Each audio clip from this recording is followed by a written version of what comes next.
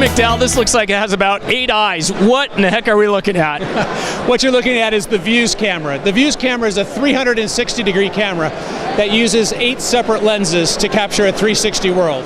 But we use 4 of those lenses to create a 4K video for your left eye, the other 4 for a 4K video for your right eye. We can then combine these and put them into a headset, and you get 360-degree video, but you're seeing it in 3D.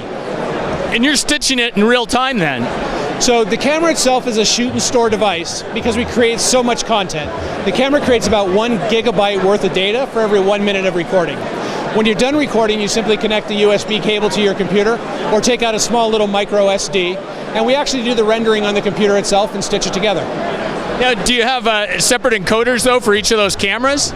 We do. We actually calibrate the camera at first so we know exactly what those cameras are seeing, and we store that information in the firmware of the camera. Then when you transfer the data over, we transfer that offset file, and that way we've got a pretty good idea of exactly what each one of those cameras is set up to see. Nice, so you're not necessarily, you don't have to store all the data from each of the 2 cameras, right? No, it all happens automatic.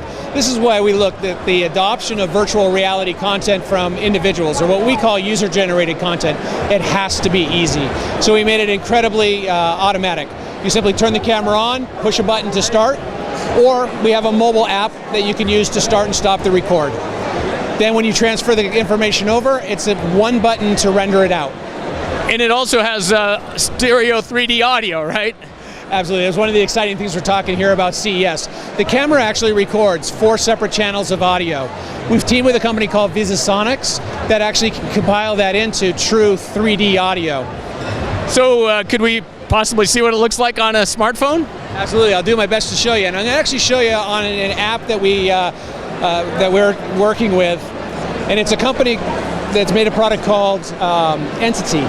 And what Entity does is it's a website that allows you to upload your VR content to, and then overlay it with other VR or augmented reality or AR content, and then layer it out.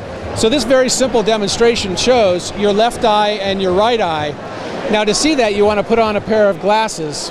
Now, it looks like the Optigrabs from Steve Martin fame, but yeah, they do actually. But the good thing about this is it's something you can actually put in your pocket. Think of this as Google Cardboard without the cardboard. And it gives you a simple way to go in and actually start to see that 3D content. You can always take your device and put it into something like a full headset, or output it to a very high-end piece like an Oculus Rift or HTC Vive. But what you're doing is you're really making it easy for anyone to create 3D, 360-degree content. Absolutely. There's an explosion in the adoption of VR headsets because of the mobile manufacturers who are putting them out. Daydream and the Gear VR and what have you.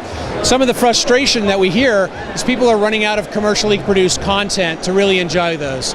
What the Vuze camera allows you to do is to create your own VR content and basically make a virtual time machine. So what kind of cost are we looking at, and when will it be available? The camera itself will start shipping March 7th at $799. Excellent. Really, for 8 cameras, right? Absolutely. 8 cameras and fully automated. Excellent, Jim. Thank you for your time. You bet. It's a pleasure meeting you. Thank you.